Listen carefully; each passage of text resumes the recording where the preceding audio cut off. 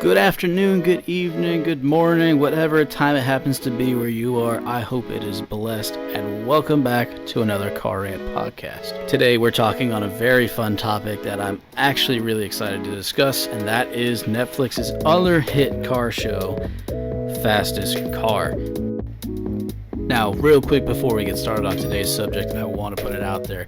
We have a very cool project that is coming up here in the very next few days. It's something that we have actually been working on for well over a year, both in planning and trying to figure out how to get started. And when we get some of the parts to get started with, we will film an episode and we will clue you guys in as to what this big secret is. It's something that hasn't been filmed on YouTube as far as we're aware, and personally I'm really excited because it's borderline sacrilegious to our Nissan friends. So, with that out of the way, let's get down to business and defeat the Huns. No, I'm kidding. We're going to talk about Fastest Car.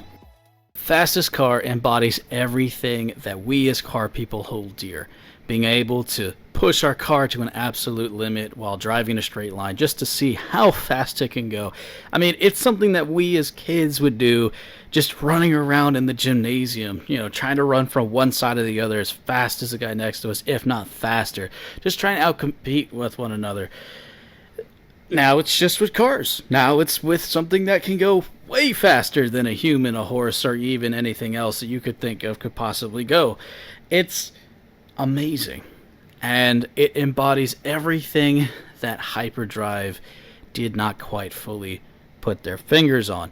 And what I mean by that, to just dive straight into today's subject, is that the competition was truly a drag race competition, right? It was very defined from the beginning.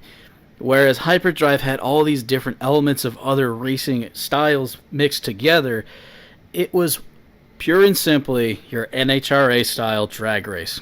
Quarter mile, send it as hard as you can. Whoever makes it to the other side first wins, right?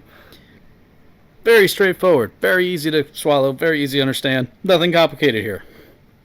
Hyperdrive, on the other hand, tried to mix in all these elements of both drifting and a little bit of off-roading in some areas, rally style, wet stuff, whatever. It couldn't figure out what it wanted to be, what it wanted to do. And because of that, while it was still fun to watch, I feel like it wasn't able to capitalize on some of the potentials that it could have actually capitalized on had it been formulated from a more racing competitive standpoint and less from a wipeout ABC Family standpoint. See, with Fastest Car, you have all these people. It's 4 or so of your typical modders, hot rodders, low riders, whatever, against a supercar every episode. And at the end of the season, everybody races against whoever won in those other drag races, kind of like a typical tourney would be, except now instead of having shootouts till you have 2 finalists, it's everyone's a finalist and we all race together. It's all fine and dandy, although there are moments where in this show it definitely proves not to be the case. If you've watched last season, season 1, you know about that Mazda Cosmo, as sad as that was. To not give away anything this season, but give you something to look forward to, there's a moment there where you get a high-key amount of freaked out and nervous, and it's extremely emotional because the person that was involved had something similar to that happen to them in the past. You'll definitely want to watch it because it just, as a car person, you feel it on just a visceral level. But this racing show had all these people going up against each other, all different walks of life. Didn't matter if they were male, female, rich, poor, affluent, nobody knows who you are, YouTuber to some street racer no one's heard of on our side of the country. It was impressive to watch. And I have to say, as a car guy, I sat there and went, I really wish I had my race car right now, because I would just go shoot up and down the local highway just to feel some of what those people felt without trying to go to jail, you know what I'm saying?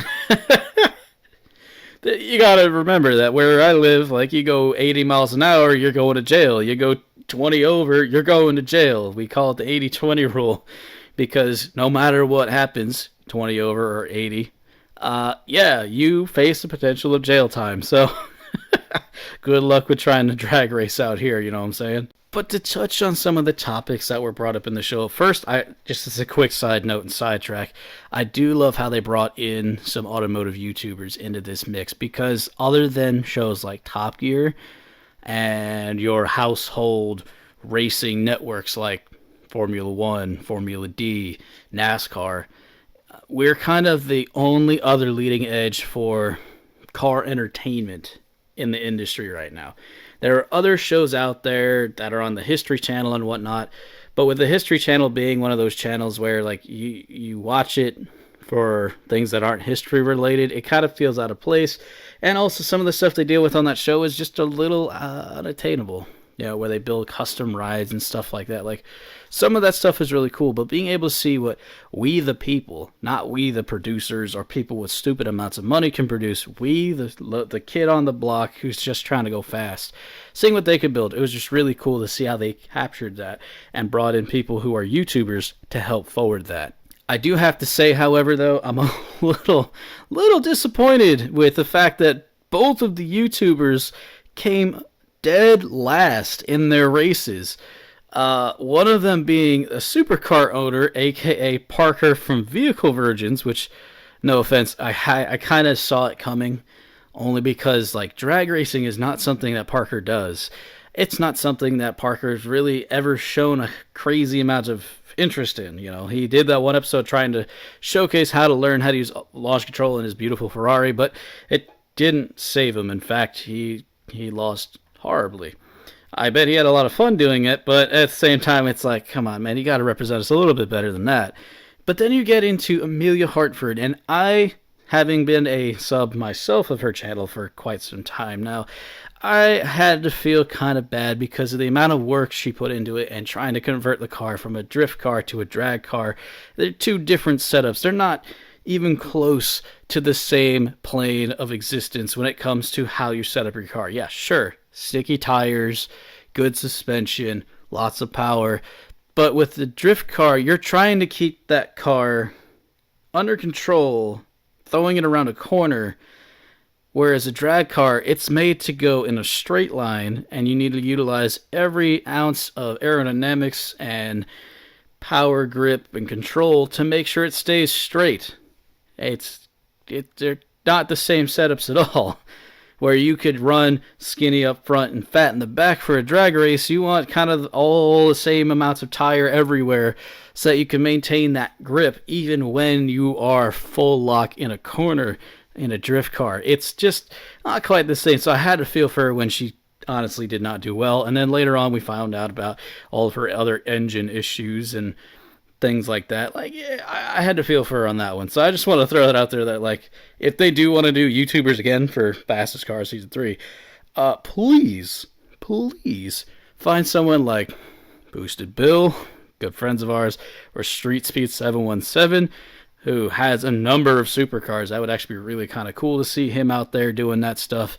Maybe even someone like Dr. N3 out of Pittsburgh, who's not exactly into, racing like that, but I think he would have a good time having an airstrip to himself to just see how fast something like the Purple Monte could go.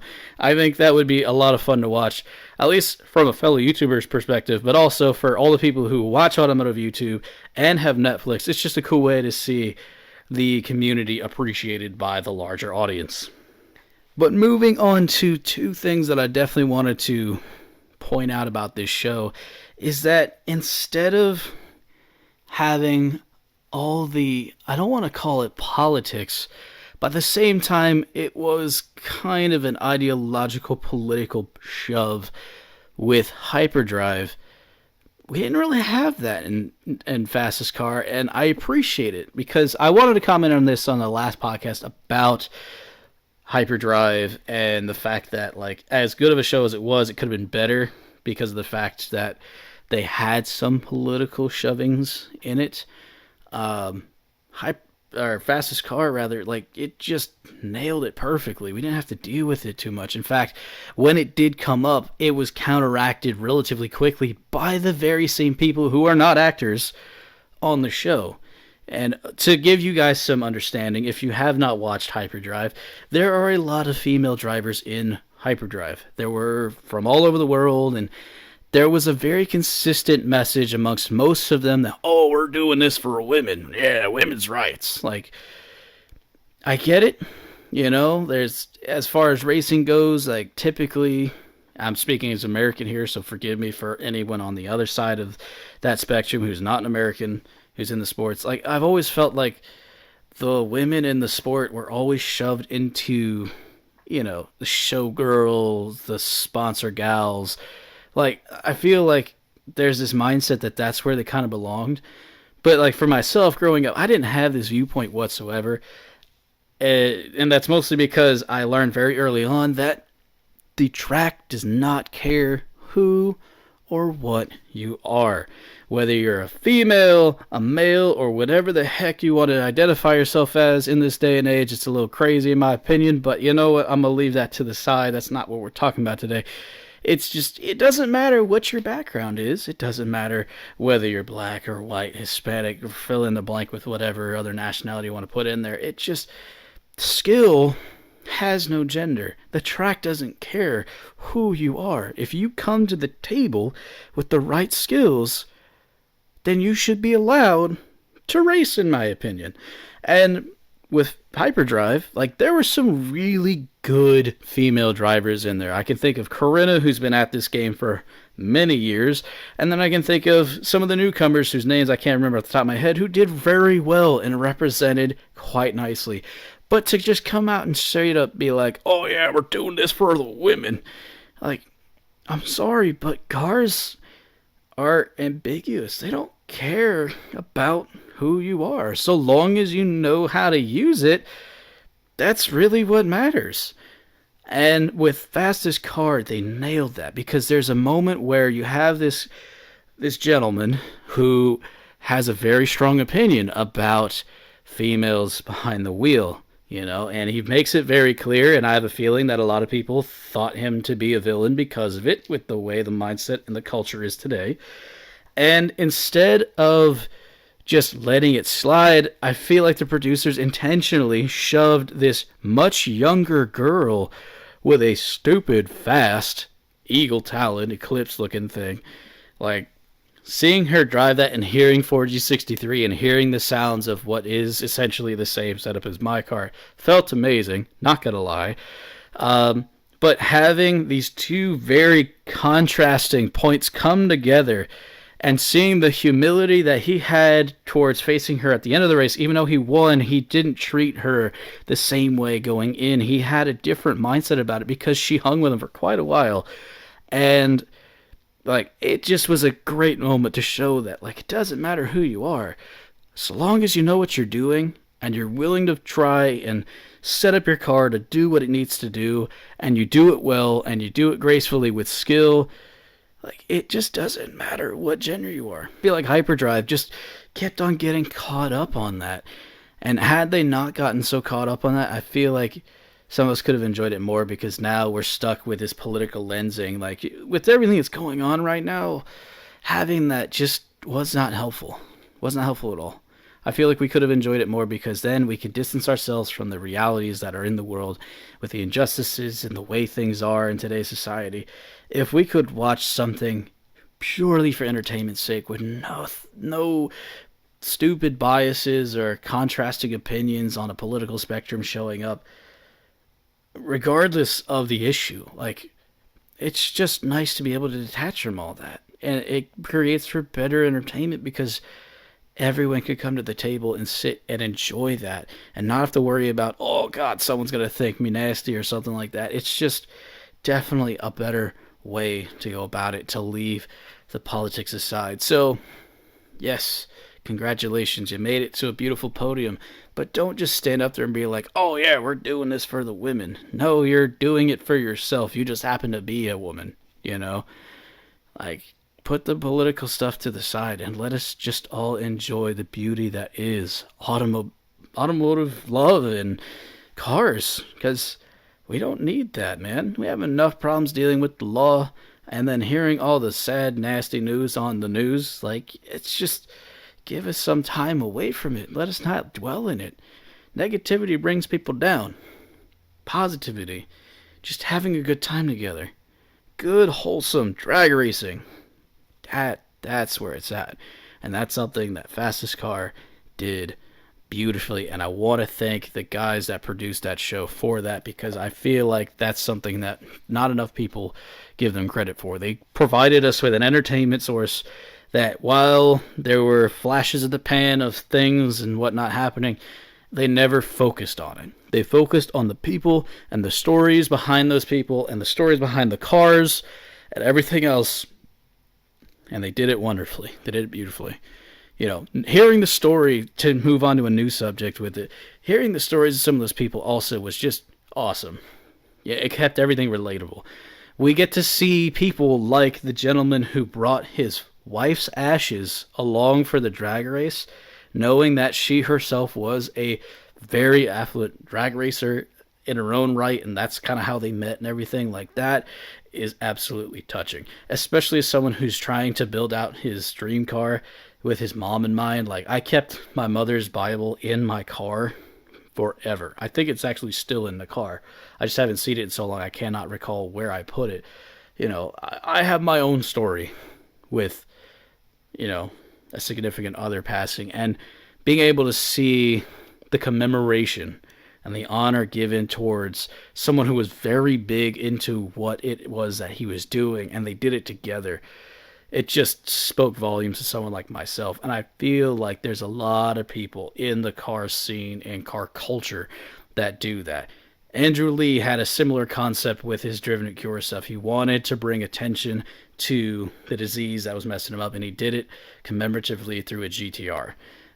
There are others who have built memorial cars. All the Paul Walker clones out there, you know, like, that's a similar concept. They're doing it for the love of a person. You know, it's something that a lot of us can feel and get behind.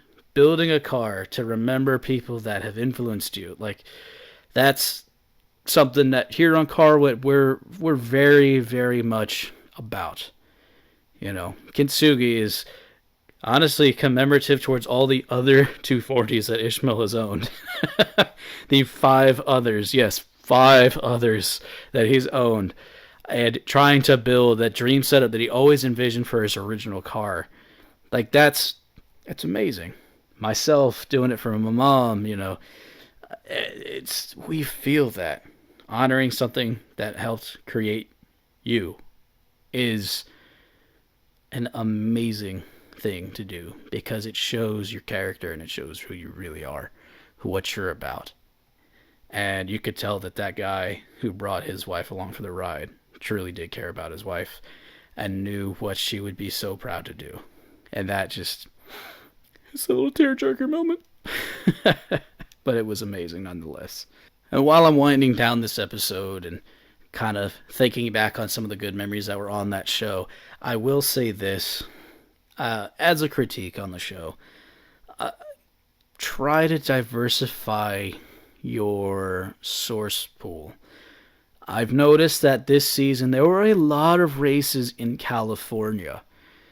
In fact, most of them on the show have been in California, and I get it, that California has become the West Coast mecca of drag racing and street racing and all kinds of other tomfoolery, just because of the accessibility and highway space to do that with, and the abandoned airstrips and all of that. Like, I get that. But there are some super fast cars in other parts of the country. Atlanta, D.C., New York, Boston. Like, let's see some East Coast love in there. I know there was one show that was in Atlanta, but it was one out of, like, against 5 other California shows, so it felt. You know, I remember last season they did Detroit, and that was really cool to see some Motor City love get onto the show. But I don't know. Something about me was just like, hey, man, like, try to pull from other places other than just California, bruh. Both Parker and Amelia are based out of California. You know what I'm saying? Like, spread the wings out a little bit and see what else is out there. I think what else would be very cool is if they expanded into parts of Canada and maybe even parts of Mexico. just to make it like a North American race. I think that would be really interesting to see. I get it, there's some politics involved with that, trying to get cars around and all that jazz. But if they keep a lid on it, I think that would be a very cool way and good way of including a wider, more diverse car community. I mean, sure, I would love to try and drag race on there. I would need some serious help to get the parts to drag race with, fully solid rear end and all of that stuff for the Evo or something to that effect. Like, there's a lot of work that will need to be done. But I just, it'd be cool to see people that we know spend so much time in the garage out in our direction here on the East Coast of the United States make it onto a show like that. And not just being pulled from the southern states. I mean, some of us northern bloods too. Because there are plenty of people who hop on 95 and try and book 140 past cops like I did. Things like that. Like, there's definitely people from this area that can be pulled. And I hope that someone from that show is listening so that we could actually see some of that happen. Because it would be incredible. I would be incredibly honored if I were to be called upon as a potential fastest car person. I would also definitely need to call more and be like, oh, we need to do this now to get this car done. Can you sponsor some parts? I'll owe you money, kind of thing. But yeah, it would be cool to see a wider pool of cars get onto that show. But with all of that said, I want to know what your guys' thoughts are. Have you watched the show? If you have, what are your thoughts about the cars and the stories, and who would you like to see end up on that show? Because I know that there's definitely going to be other people out there that could have been on that show that maybe you watched on YouTube or about from reputation in your local area. I want to know. Let me know down below in the comments section. And as always, thank you guys for listening, and we'll see you next time. God bless you all, and peace.